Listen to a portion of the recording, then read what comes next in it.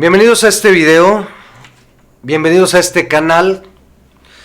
Muchísimas gracias por el interés a estos videos y este mini curso que estoy estableciendo de la materia penal, del sistema de justicia penal.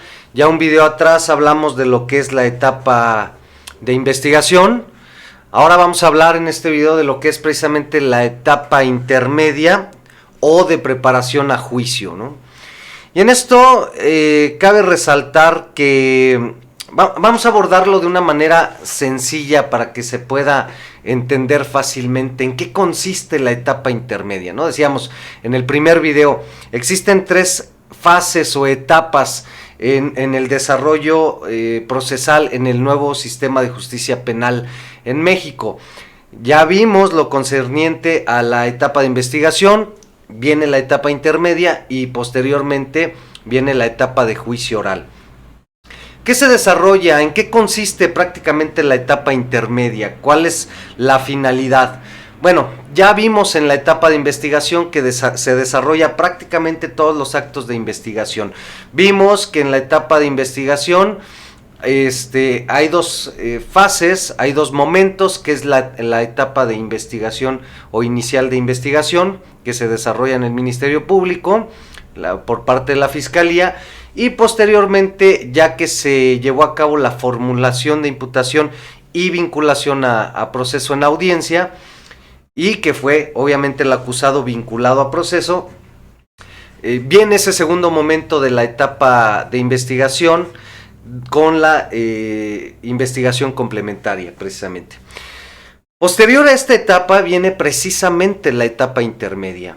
¿Y en qué consiste la etapa intermedia? Bueno, una vez que se ha desarrollado el tiempo suficiente en la investigación complementaria para que las partes, tanto la representación social como lo es el Ministerio Público, como también la defensa, en ese plazo concedido por el juez, que no podrá ser un plazo mayor de 6 meses, ya ambas partes han buscado elementos probatorios para que obviamente pueda generarse convicción en el juez.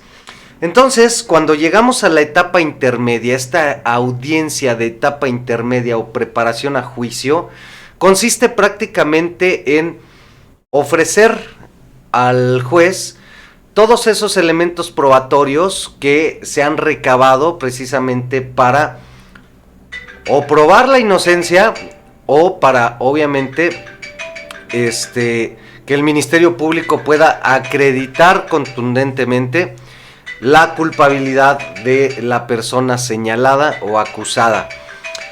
En ese sentido, voy a pedir que me apaguen tantito el teléfono.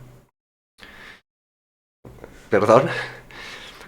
Entonces, una vez que las partes ya lograron llevar a cabo, vamos a llamarlo así, la recaudación de elementos de convicción, elementos probatorios, se ofrecen al juzgador, se ofrecen al juez, y en esta audiencia de etapa intermedia prácticamente la esencia de esta audiencia es que el juez pueda valorar las pruebas que le están aportando ambas partes y que entonces el juez pueda deliberar. Es decir, el juez pudiera indicar qué pruebas pueden ser admitidas, qué pruebas deben ser desechadas, qué pruebas se apegan a la legalidad o qué pruebas no se apegan a la legalidad y entonces por consiguiente se admiten o se desechan. Obviamente hay un apartado en que obviamente las partes pueden, para que se entienda sin tecnicismos jurídicos, poderle solicitar al juez que ciertas pruebas de la contraparte se excluyan, es decir, que no sean tomadas en consideración. Pero bueno, llega a ser parte del proceso. Pero insisto, la parte principal de esta etapa intermedia, de esta audiencia, es el ofrecimiento de pruebas por parte de las partes, ya lo dije, Ministerio Público y Defensa. Y entonces el juez, en base a esas pruebas, apegarse al análisis y estudio de esas pruebas, verificar la autenticidad, verificar la legalidad de dichas probanzas y entonces admitir o desechar. Es la parte principal de esta audiencia.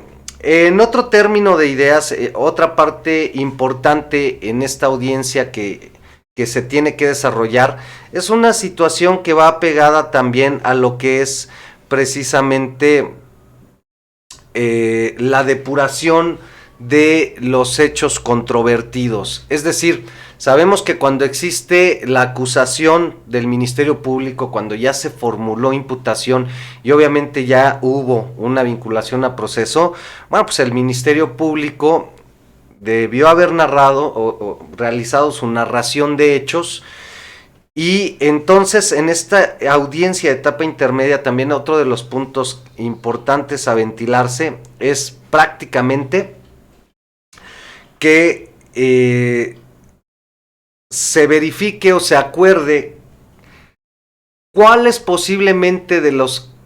hechos, obviamente narrados por el Ministerio Público, pudieran ser puntos no controvertidos. Es decir, que ya llegando a la etapa de juicio oral, ya la etapa donde hay alegatos de apertura, donde hay desahogo de las pruebas que ya en la etapa intermedia se aprobaron, alegatos de clausura, etcétera, etcétera, etcétera. Bueno, ¿qué puntos, qué hechos pueden ser controvertidos o no controvertidos? ¿Qué quiere decir esto de controvertidos o no controvertidos? Pueden haber hechos que la defensa acepte, o sea, hechos manifestados por el Ministerio Público y que la defensa considere que son hechos que en realidad no afectan ni perjudica su aceptación de esos hechos a su representado. Entonces, cuando hay una narración de hechos, por ejemplo, un hecho primero, y la defensa considera que no tiene afectación ese hecho, entonces es un punto no controvertido. Es decir, no controvertido hace referencia a que no es un hecho que pueda constituir un litigio, una litis, una disputa, una manera de que la defensa quiera contrarrestar lo manifestado por el Ministerio Público en esa narrativa de hecho. Entonces, esa es la parte también esencial en el sentido estricto de esta audiencia intermedia. Esta parte es no menos importante. Me gustaría, tal vez si no les quedó claro, cuando se analiza por las partes en qué hechos están de acuerdo y deben ser hechos no controvertidos, quisiera poner ejemplos, ¿no? Supongamos que Pedro fue señalado y fue acusado por su esposa por el delito de lesiones, ¿no? Porque la golpeó, la lesionó, violencia familiar, etcétera, lo que conlleve. Y entonces resulta que el Ministerio Público, por ejemplo, en su narración de hechos, en su hecho primero, por ejemplo, dice que Marta, la esposa, y Pedro contrajeron matrimonio el 20 de enero del año 2000 y que a partir de ese momento tienen vida en común, por ejemplo, como una narrativa del primer hecho. Entonces la defensa analiza ese hecho y dice, bueno, pues este no es un hecho que afecte directamente a lo que están acusando a mi representado y considero que no hay ningún problema porque además es cierto, ¿no? O sea, no se vuelve un hecho controvertido, no hay una disputa, no hay un desacuerdo, es cierto, pues efectivamente mi cliente se casó con su esposa el 20 de enero del año 2000 y en consecuencia no hay ningún problema. El segundo hecho, bueno, pues que de tal matrimonio tuvimos 4 hijos de nombres fulanito de tal, quienes cuentan con tal edad.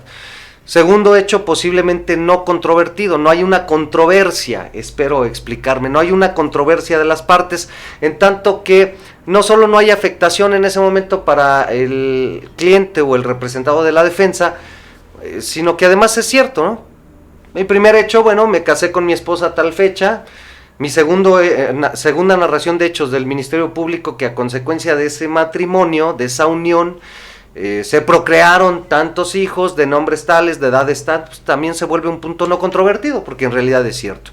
¿Cuándo se puede volver un punto controvertido? Bueno, pues cuando ya empezamos a analizar hechos narrados por el Ministerio Público, por la representación social, entonces en donde ya empieza a mostrar en esa narrativa de hechos ya supuestamente la conducta incorrecta de la persona acusada, señalada, del imputado. Entonces, ahí sí ya, ¿no? Bueno, que el día tal, el señor Pedro se encontraba en su domicilio, alcoholizado, bajo alguna influencia de alguna sustancia psicotrópica, etcétera. Y entonces, ese mismo día, el señor Pedro lesionó a su esposa. Entonces, ahí ya empieza medianamente el debate, la controversia como un punto controvertido, porque a lo mejor lo que la defensa va a pretender demostrar y acreditar, digo, es un supuesto, son ejemplos, ¿no? Que ese hecho no es cierto, porque a lo mejor su cliente, el señor Pedro, en ese momento se encontraba de viaje en Japón, ¿no? Por citar ejemplos, ¿no? Son ejemplos. Entonces, a eso nos referimos precisamente cuando hablamos de los puntos no controvertidos. Y la esencia, repito entonces para concluir este video, la esencia de la etapa intermedia o preparación a juicio es precisamente eso, porque se preparan los elementos para llegar ya a la etapa de juicio oral, y entonces en la etapa intermedia se ofrecen los elementos probatorios, los medios de convicción, el juez los estudia, los analiza, admite, desecha, excluye, etcétera. Y entonces ya el juez va preparando las pruebas, sí admitidas, quedan asentadas las pruebas admitidas por las partes, que ya en la etapa de juicio oral son las que únicamente se van a desarrollar. En base a esto también sucede lo mismo con los puntos no controvertidos de los hechos, ¿no? Como ya expliqué hace unos minutos con el ejemplo que puse, bueno, pues ya es donde se determina cuáles hechos en específico de los mencionados por el Ministerio Público son los hechos que se van a debatir, ¿no?